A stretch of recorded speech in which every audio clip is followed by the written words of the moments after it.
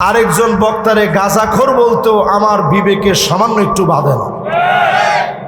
এরপরে কিছু বললেই দেখবেন বলে সর্বপ্রথম এ বিষয়ে আমি কথা বলেছি, এ বিষয়ে সর্বপ্রথম আমি বলেছি, আমার আগে কেউ বলে নাই। এই জাতীয় কথা যারা বলবে পরিষ্কারভাবে বুঝে নেবেন এটা এলেমের সাথে খেয়ানত, ঠিক কিনা বলেন? এটা এলেমের সাথে অহংকার, এটা আপনার অন্তর জ্বালায় পুরায় দিবে।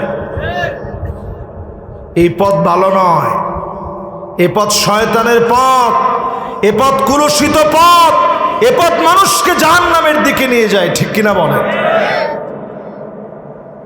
এজন্য সজাগ থাকা লাগবে মুসলমান। এটাকে আরবিতে বলে আনানিয়া, বাংলায় বলে আমিত্ব। সবকিছুর মধ্যে শুধু আমি আমি আমি, এটা বাদ দেন, দিয়ে বলেন আমরা আমরা আমরা এবং তোমরা।